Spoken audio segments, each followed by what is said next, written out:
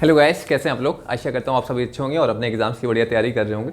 तो गाइस, आज हम लोग संविधान के बिल्कुल बेसिक से शुरुआत करें। आज हम लोग संविधान के भाग 1 से शुरुआत करेंगे। कुछ विद्यार्थी इसकी डिमांड कर रहे थे कि हम लोग को संविधान के भाग 1 से कराइए, तो आज हम लोग संविधान के भाग 1 से शुरुआत करने जा रहे हैं। तो जो विद्यार्थी इस चैनल पर पहली बार जुड़ रहे हैं तो उनसे रिक्वेस्ट, इस चैनल को सब्सक्राइब करिए, शेयर करिए अपने दोस्तों के साथ। हम लोग इस चैनल पे पॉलिटी का GS2 का पूरा सिलेबस कंप्लीट करेंगे। पॉलिटी का सिलेबस हम लोग चल रहा है, उसके बाद हम लोग IR के सिलेबस को कंप्लीट करेंगे।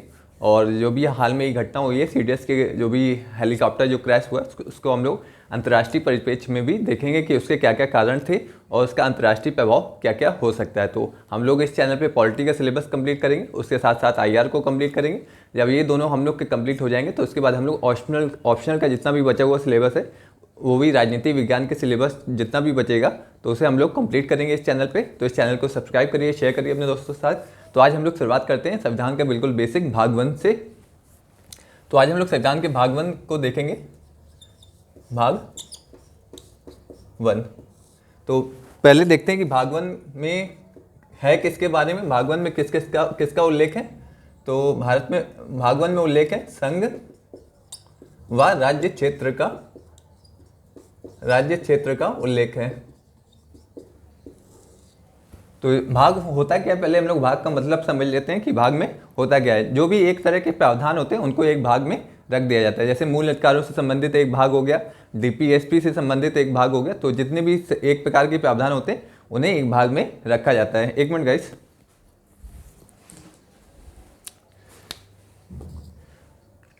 तो भाग क्या होते हैं, जितने भी एक तरह के प्रावधान होते हैं उन्हें एक भाग में रख दिया जाता है। तो आज हम लोग संविधान का भाग 1 को कंप्लीट करेंगे। भाग 1 किसके बारे में, भाग 1 में संघ व राज्य क्षेत्र का उल्लेख है।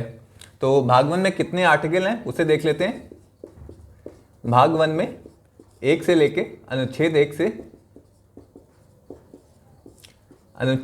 से लेके अनुच्छेद 4 तक आर्टिकल भाग 1 में दिए गए हैं। तो आज हम लोग अनुच्छेद 1, 2, 3 को पढ़ेंगे, विस्तार से समझेंगे। जो भी हम लोग सिलेबस कंप्लीट करें, ये प्री और मेंस दोनों को फोकस रखते हुए इस सिलेबस को हम लोग कंप्लीट करेंगे। तो आप लोग से रिक्वेस्ट है कि अपने नोट्स भी साथ में बनाइए, इससे आपको याद करने में कोई दिक्कत ना हो। तो हम लोग आर्टिकल फर्स्ट पे आते हैं। आर्टिकल फर्स्ट से हम लोग शुरुआत करते हैं। संघवाद, पहले संघ को समझ लेते हैं, फिर हम लोग राज्य क्षेत्र को समझेंगे। संघ का मतलब क्या होता है, संघ में सारे राज्य शामिल होते हैं। जितने भी उस देश के राज्य होते हैं वो सभी संघ में शामिल होते हैं। तो ये हो गया संघ, ये जितनी भी पूरी होल स्ट्रक्चर है ये संघ हो गया और इसमें सारे राज्य शामिल होते हैं। तो संघ का मतलब आपको समझ में आ गया होगा, संघ में सारे राज्य शामिल होते हैं। अब संघ के बाद आते हैं राज्य क्षेत्र क्या होता है। तो ये हम लोग एक बार बेसिक देख लेंगे, तो उसके बाद हम लोग को कोई दिक्कत नहीं होगी। तो राज्य क्षेत्र का देख लेते हैं, राज्य क्षेत्र क्या होता है। तो राज्य क्षेत्र में क्या क्या शामिल होता है, राज्य क्षेत्र में राज्य शामिल होते हैं, केंद्र शासित प्रदेश शामिल होते हैं, केंद्र शासित प्रदेश, और जो भी विदेशों से जो भूभाग अर्जित किए गए वो भी राज्य क्षेत्र में शामिल होते हैं। जैसे हमने कभी बांग्लादेश से 2015 में थोड़ी सी लैंड ली थी, तो भी वो उन्हें राज्य क्षेत्र में शामिल किया जाएगा।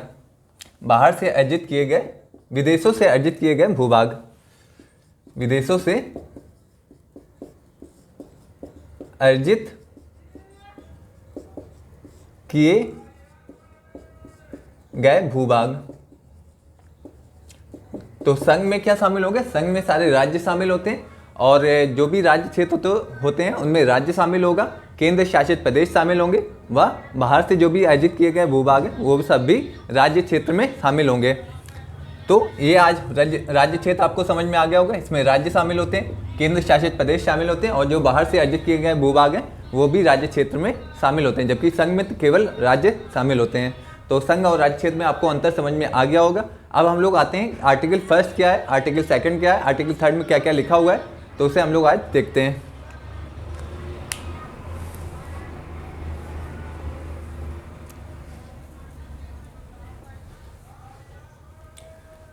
अब हम लोग आर्टिकल फर्स्ट पे आते हैं। आर्टिकल फर्स्ट क्या कहता है, जितना भी आर्टिकल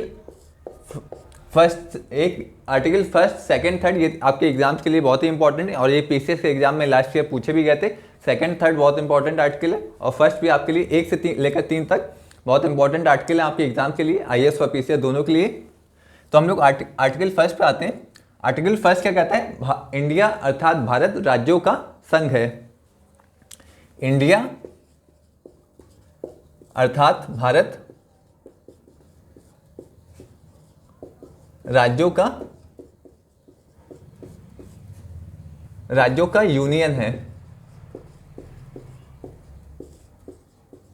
गाइस हम लोग क्या करते हैं, यूनियन का जो भी अनुवाद करते हैं, जैसे यूनियन इंग्लिश का वर्ड हो गया, जब भी इसका अनुवाद करते हैं तो उसको हम लोग हिंदी में संघ कहते हैं। हिंदी में इसको क्या कहते हैं? संघ कहते हैं। आपको ये ध्यान रखना है कि हमारे संविधान में कहीं भी संघ का उल्लेख नहीं है। हमारे संविधान में किस शब्द का प्रयोग किया गया? यूनियन। इंडिया अर्थात भारत राज्यों का यूनियन है। हम लोग उसको हिंदी में ट्रांसलेट क्या करते हैं? यूनियन को संघ कहते हैं, लेकिन हमारे संविधान में कहीं भी संघ का प्रयोग नहीं किया गया है। आपको ये ध्यान रखना है। तो इंडिया अर्थात भारत राज्यों का यूनियन है। अब हम लोग यूनियन का मतलब समझ लेते हैं कि यूनियन का मतलब क्या है।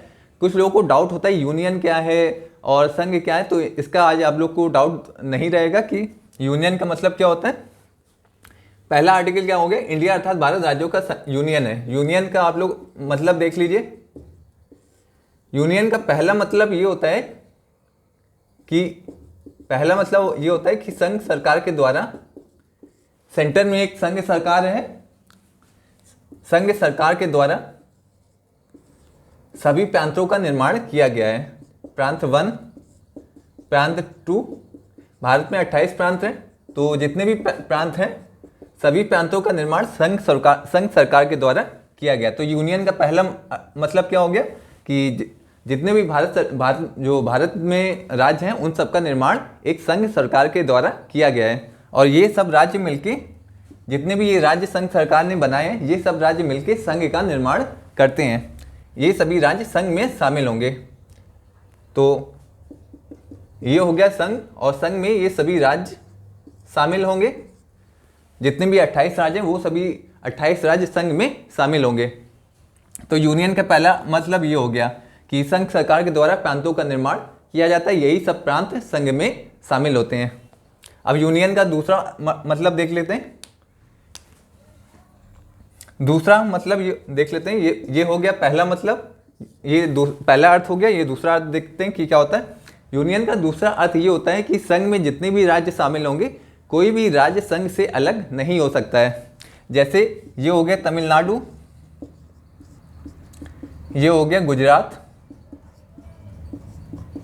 ये हो गया यूपी। यदि कल कोई राज्य कहे कि हमें भारत से अलग होना है, भारतीय संघ से अलग होना है, तो उसके पास कोई भी संवैधानिक अधिकार नहीं है कि वो भारतीय संघ से अलग हो सके। जैसे अभी मांग चलती रहती है कुछ नागालैंड, जैसे नागालैंड हो गया, मिजोरम हो गया, तो ये सब आवाज़ उठाते रहते हैं कि हमें भारत से अलग होना है, लेकिन उनके पास कोई भी संवैधानिक अधिकार संघ से अलग होने का नहीं है। तो यूनियन के दो मतलब हो गए। जितने भी राज्य होंगे उनका निर्माण संघ सरकार के द्वारा किया जाता है। और दूसरा मतलब क्या हो गया कि किसी भी राज्य को संघ से अलग होने की इजाज़त नहीं है।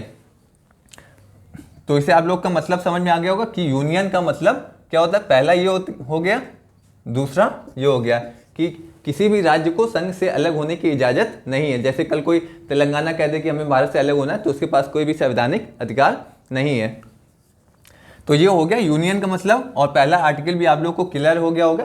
पहला आर्टिकल क्या है? इंडिया अर्थात भारत राज्यों का संघ है। संघ होने का मतलब क्या है कि जितने भी राज्य हैं उनका निर्माण संघ सरकार के द्वारा किया गया। एक सेंटर में एक सरकार है, उसके द्वारा सभी राज्यों का निर्माण किया गया है। तो पहला ये यूनियन का मतलब हो गया। दूसरा क्या है कि किसी भी राज्य को संघ से अलग होने की इजाज़त नहीं है। तो ये हो गया पहला आर्टिकल। अब हम लोग आते हैं सेकंड आर्टिकल क्या है। गाइस ये हम लोग पूरा बेसिक से कर रहे हैं, भाग 1 से हम लोग शुरुआत कर रहे हैं, और जितने भी इंपॉर्टेंट आर्टिकल्स होंगे वो सब हम लोग कंप्लीट करेंगे। आपका प्री का भी सिलेबस हम लोग कंप्लीट करेंगे, और जितना भी मेंस के लेवल का एडवांस लेवल तक क्वेश्चन आते हैं वो सब हम लोग इस चैनल पे डिस्कस करेंगे। तो अपने नोट्स जरूर बनाइए। और यूनियन पे लोगों को डाउट होता है कि यूनियन का क्या मतलब होगा, आपको यूनियन का मतलब समझ में आ गया होगा।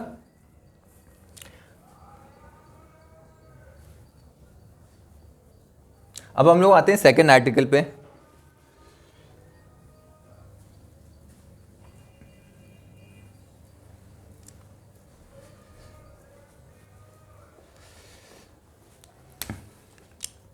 सेकंड आर्टिकल पे आते हैं गाइस।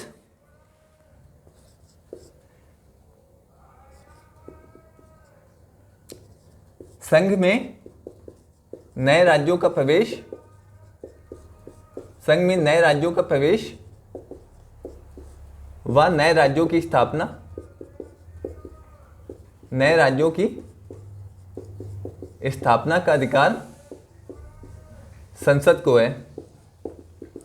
तो आर्टिकल 2 में क्या मेंशन किया गया है? आर्टिकल 2 में कहा गया कि संघ में जितने भी, अगर कोई हम बाहर से कोई राज्य संघ में प्रवेश करते हैं तो उसका अधिकार संसद के पास है। तो अगर जैसे हमने 1975 में सिक्किम को भारतीय संघ में शामिल किया था, तो वो आर्टिकल 2 के तहत सिक्किम को भारतीय संघ में शामिल किया गया था। तो संघ में अगर कोई भी बाहर से हम कोई राज्य शामिल करते हैं, किसी अन्य देश का भूभाग शामिल करते हैं, तो उसका अधिकार किसके पास है? संसद के पास है। संसद साधारण विधेयक के द्वारा किसी अन्य देश के भूभाग को अपने भारतीय संघ में शामिल कर सकती। तो ये अधिकार किसके पास है? केवल संसद के पास है, राज्यों के पास ये अधिकार नहीं है। तो आप लोग को ये याद रखना होगा कि आपसे मल्टीपल चॉइस क्वेश्चन में ये पूछा भी जा सकता है कि यदि किसी अन्य देश के भूभाग को भारत में शामिल करना है तो इसका अधिकार केवल संसद के पास है। तो जैसे ये हो गया भारतीय संघ हो गया, इसमें सभी राज्य शामिल है जितने भी, ये हो गया भारतीय संघ। अब जैसे कोई अन्य देश का भूभाग इसमें शामिल करना है तो वो केवल संसद कर सकती है। संसद के पास अधिकार है कि वो किसी अन्य देश के भूभाग को अपने संघ में शामिल कर सकती है। और वो कैसे करेगी? साधारण विधेयक के द्वारा। इसके लिए कोई भी संविधान संशोधन करने की जरूरत नहीं है। साधारण विधेयक का मतलब क्या है? संसद साधारण विधेयक के द्वारा,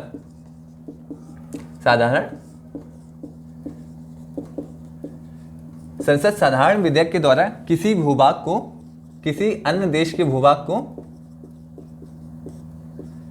किसी अन्य देश के भूभाग को भारतीय संघ में शामिल कर सकती है। कौन शामिल कर सकता है? संसद, इंडियन पार्लियामेंट।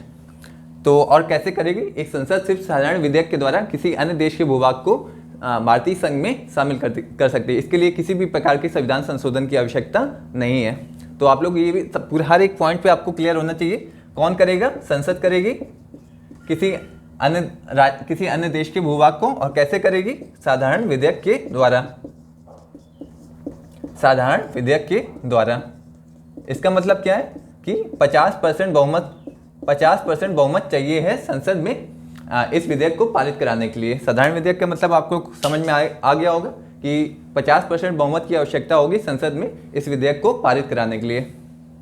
और नए राज्यों की स्थापना का मतलब भी आप लोग समझ लीजिए। जैसे कोई अन्य देश, जैसे किसी अन्य देश का कोई राज्य भारत में शामिल होता है तो उसे भारतीय संविधान में कहाँ रखा जाएगा। तो इसका मतलब नए राज्यों की स्थापना का मतलब क्या है कि जैसे कोई राज्य भारतीय संघ में शामिल होता है तो उसे भारतीय संविधान में कहाँ रखा जाएगा, इसका मतलब होता है नए राज्यों की स्थापना करना। एक बार कोई राज्य संघ में शामिल हो गया तो एक बार जैसे कोई राज्य संघ में शामिल हुआ, इसे आप लोग डायग्राम से समझिए, आपको आसानी से समझ में आ जाएगा।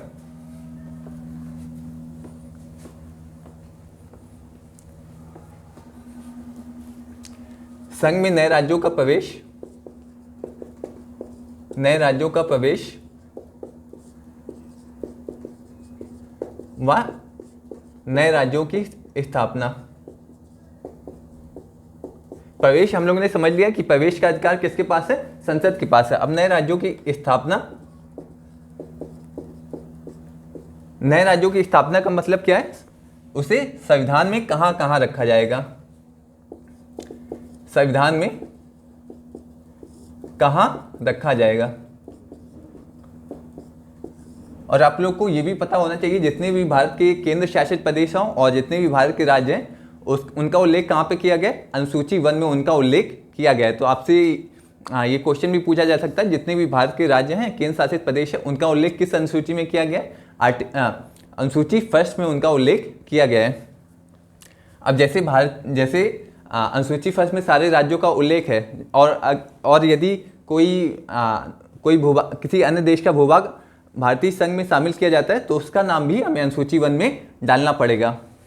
जैसे ये संघ हो गया, यदि इसमें कोई बाहर से राज्य शामिल किया जाता है, मान लीजिए सिक्किम शामिल किया जाता है, सिक्किम 1975 में शामिल किया गया था, तो अभी ये संघ में शामिल हो गया है, तो अब हमें क्या करना पड़ेगा, इसकी स्थापना करनी पड़ेगी। स्थापना का मतलब क्या है कि उसे संविधान में कहाँ रखा जाएगा, अनुसूची फर्स्ट में उसका नाम शामिल करना पड़ेगा, अनुसूची फर्स्ट में, अनुसूची फोर्थ में, क्योंकि अब ये भारतीय संघ में शामिल हो गया है तो इसका नाम भी हमें अनुसूची 1 में डालना पड़ेगा, क्योंकि अनुसूची 1 में क्या है, सभी राज्यों का उल्लेख है। और सिक्किम भी भारतीय संघ में शामिल हो गया तो अब हमें सिक्किम का नाम भी अनुसूची 1 में डालना पड़ेगा। तो अनुसूची 1 में ये सभी नामों का उल्लेख होता है, सभी नामों का उल्लेख होता है। अब सिक्किम भी शामिल हो गया तो सिक्किम का भी इसमें उल्लेख करना पड़ेगा, अर्थात जो भी भूभाग शामिल हो रहा है उसे संविधान में हम लोग कहाँ कहाँ रखेंगे। अब अनुसूची 4 में क्या होता है कि राज्यसभा के लिए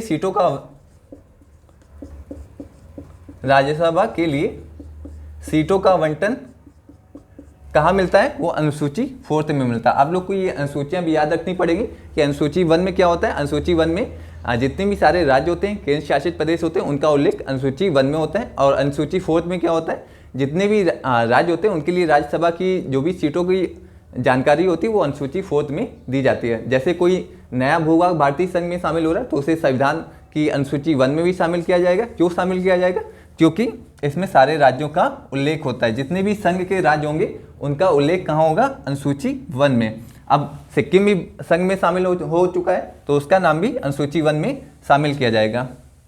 और अनुसूची 4 में भी सिक्किम के लिए राज्यसभा की जितनी सीटें होंगी उनकी भी जानकारी यहाँ पे दी जाएगी। राज्यसभा के लिए सीटों का आवंटन।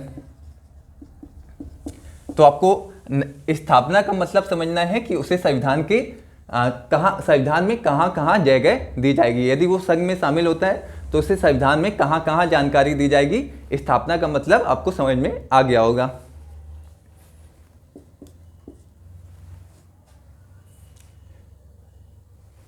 तो अब हम लोग आते हैं, और ये अधिकार किसके पास है, संसद के पास है। और इसके लिए भी संसद को संविधान संशोधन करने की कोई आवश्यकता नहीं है। संसद साधारण विधेयक के द्वारा नए राज्यों का प्रवेश कर सकता है संघ में, और नए राज्यों की स्थापना भी कर सकता है।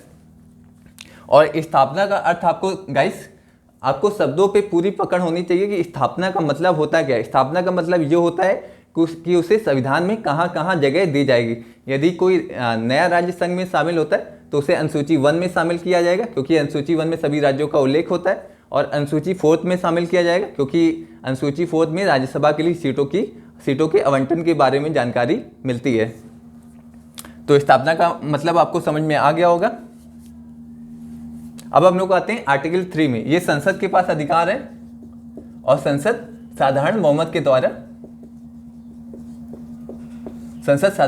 के द्वारा इन विधेयकों को पारित कराती है। अब हम लोग आते हैं आर्टिकल 3 पे। ये सेकंड आर्टिकल बहुत इंपॉर्टेंट है, फर्स्ट भी बहुत इंपॉर्टेंट है। ये 3 आर्टिकल बहुत इंपॉर्टेंट है। पीसीएस में 2020 में पूछा गया था इन आर्टिकल से क्वेश्चन। तो आप लोग को आर्टिकल्स क्लियर होने चाहिए, और आप लोग को जितना भी जैसे शब्दों का मतलब होता है उसमें भी पकड़ होनी चाहिए। जैसे स्थापना, यहाँ पे लोगों को डाउट होता है कि स्थापना का मतलब क्या होता है। यूनियन में लोगों को डाउट होता है कि यूनियन का मतलब क्या होता है। तो इन शब्दों पे आपको पूरी पकड़ होनी चाहिए। संविधान में कहाँ रखा जाएगा। तो अब हम लोग आते हैं आर्टिकल 3 पे। इसे नोट डाउन कर लीजिए आप लोग।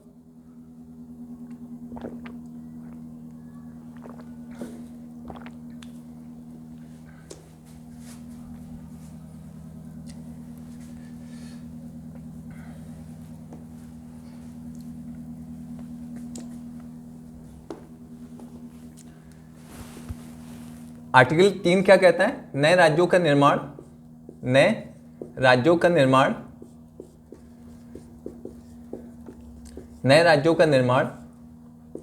दूसरा राज्य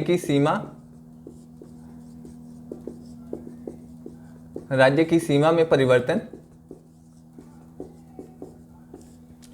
राज्य के क्षेत्रफल में परिवर्तन,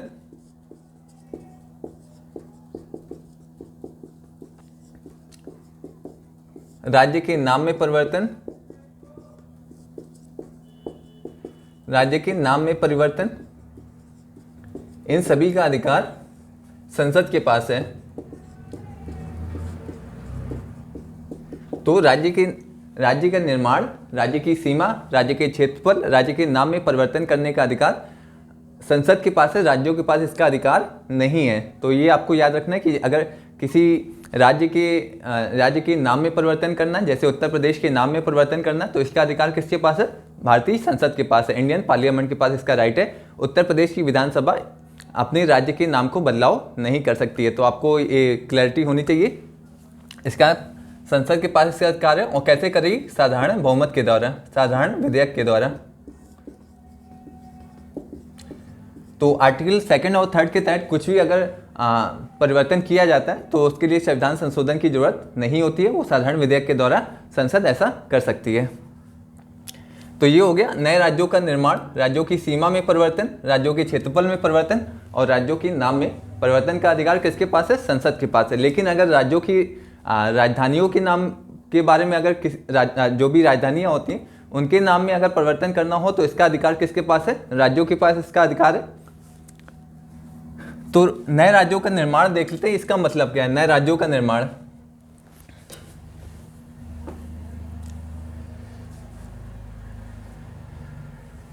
नए राज्यों के निर्माण का मतलब यह है कि किसी राज्य से थोड़ा सा भूभाग काट के अलग कर दिया जाए और दो राज्यों का निर्माण कर दिया जाए। जैसे ये हो गया, जैसे बिहार से झारखंड को अलग करके दो राज्य बना दिए गए। एक बिहार हो गया, बिहार से थोड़ा भूभाग काट के दो राज्य बना दिए गए। एक बिहार हो गया, एक झारखंड हो गया। यूपी से थोड़ा भाग काट के यूपी हो गया, एक उत्तराखंड हो गया। ये यूपी हो गया और ये उत्तराखंड हो गया। तो ये राज्यों का निर्माण ऐसे हो सकता है, ऐसे भी हो सकता है दो राज्यों को मिला के एक नया राज्य का निर्माण कर दिया जाए। दो राज्यों को मिला के एक नया राज्य बन जाए, या किसी एक राज्य के छोटे से भूभाग को काट के दो नए राज्य बना दिए जाए। तो इसका अधिकार किसके पास है? संसद के पास है। और संसद कैसे कर सकती है? संसद साधारण विधेयक के द्वारा नए राज्यों का निर्माण कर सकती है, राज्यों के क्षेत्रफल में परिवर्तन कर सकती है, राज्यों की सीमा में परिवर्तन कर सकती है और राज्यों के नाम में परिवर्तन कर सकती है साधारण विधेयक के द्वारा। साधारण विधेयक का मतलब क्या है कि विधेयक को पारित कराने के लिए 50% बहुमत की आवश्यकता होती है।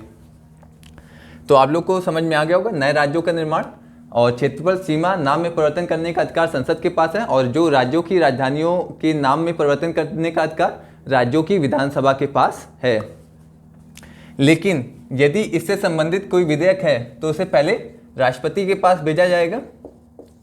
यदि किसी राज्य के नाम में परिवर्तन करना है, क्षेत्रफल में परिवर्तन करना, सीमा में परिवर्तन करना या कोई नए राज्यों का निर्माण करना है तो इससे संबंधित विधेयक पहले राष्ट्रपति के पास जाएगा, फिर उसके बाद संसद में पेश किया जाएगा। पहले राष्ट्रपति के पास जाएगा, फिर संसद में पेश किया जाएगा। तो ये इंपॉर्टेंट पॉइंट हो गया कि यदि संसद को किसी नए राज्य का निर्माण करना है या किसी राज्य के क्षेत्रफल में परिवर्तन करना है या राज्य की सीमा में परिवर्तन करना है तो इससे संबंधित विधेयक पहले राष्ट्रपति के पास जाएगा, फिर राष्ट्रपति उसे संसद में, फिर उसके बाद वो संसद में पेश किया जाएगा। तो ये हो गया आर्टिकल 3, राज्यों का निर्माण, राज्यों के क्षेत्रफल में परिवर्तन, सीमा में परिवर्तन, नाम में परिवर्तन, इन सब का अधिकार किसके पास है? संसद के पास है। संसद ऐसे कैसे कर सकती है? साधारण विधेयक के द्वारा संसद ऐसा कर सकती है। और जो भी विधेयक होगा इस आर्टिकल से संबंधित, उसको सबसे पहले राष्ट्रपति के पास भेजा जाएगा, फिर उसके बाद उसे संसद में पेश किया जाएगा। तो ये आपके लिए इंपॉर्टेंट हो गया। आर्टिकल 3 से संबंधित विधेयकों को पहले राष्ट्रपति के पास भेजा जाएगा, फिर उसके बाद उसे संसद में पेश किया जाएगा। संसद में पेश किया जाएगा।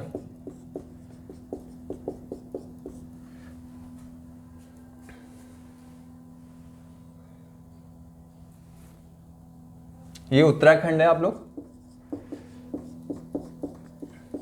जैसे अगर राज्यों का निर्माण का मतलब क्या है, किसी राज्य के एक भूभाग को काट के अलग करके दूसरा राज्य बना दिया, जैसे यूपी को काट के उत्तराखंड का निर्माण किया गया, बिहार को काट के झारखंड का निर्माण किया गया, या किसी दो राज्यों को मिला के एक नए राज्य का निर्माण कर दिया जाए, तो ये होता है नए राज्यों का निर्माण। तो अब हम लोग आते हैं, तो ये आर्टिकल 3 हम लोग का कंप्लीट हो गया। आर्टिकल 3 में थोड़ा सा और देख लेते हैं।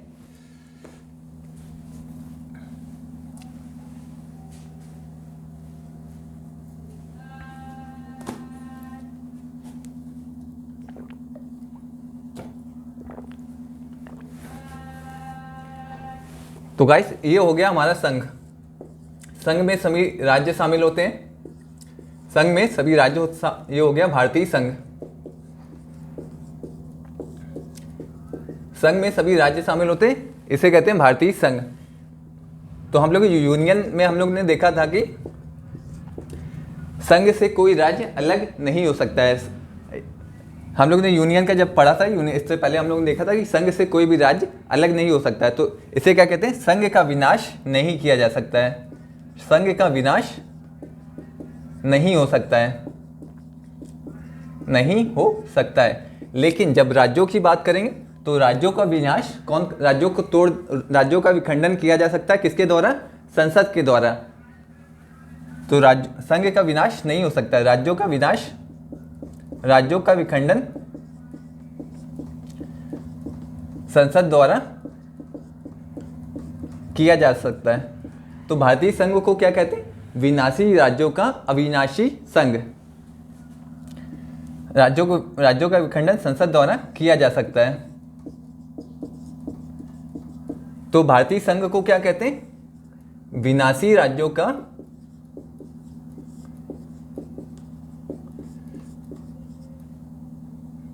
अविनाशी संघ। अविनाशी संघ, अविनाशी संघ का मतलब क्या है, संघ का विनाश नहीं किया जा सकता है। संघ का विनाश, संघ से कोई भी राज्य अलग नहीं हो सकता है, ये इसका मतलब हो गया। और विनाशी राज्यों का मतलब क्या है, संसद द्वारा राज्य का विखंडन किया जा सकता है, राज्य का विखंडन। तो इसलिए भारतीय संघ को विनाशी राज्यों का अविनाशी संघ कहते हैं। विनाशी राज्य का मतलब क्या है, संसद द्वारा राज्यों को तोड़ा जा सकता है, जबकि अविनाशी संघ का मतलब क्या है कि संघ से कोई भी राज्य अलग नहीं हो सकता है। तो ये हो गया विनाशी राज्यों का अविनाशी संघ। तो भारतीय संघ को क्या कहते हैं, विनाशी राज्यों का अविनाशी संघ। ये हो गया संघ। संघ का विखंडन नहीं हो सकता, लेकिन जो भी राज्य हैं इनको संसद द्वारा विखंडित किया जा सकता है। कैसे करेंगे, साधारण विधेयक के द्वारा राज्यों को तोड़ा जा सकता है, किसके द्वारा, संसद के द्वारा। तो आपको गाइस हर एक शब्द पे समझ होनी चाहिए। तो आपसे ये कथन और कारण में ऐसा पूछा जा सकता है, भारतीय संघ को विनाशी राज्यों का अविनाशी संघ कहते हैं। इसके कारण आपको कथन दे देगा और कारण आपको देके आपसे एक अच्छा क्वेश्चन इस पे बनाया जा सकता है।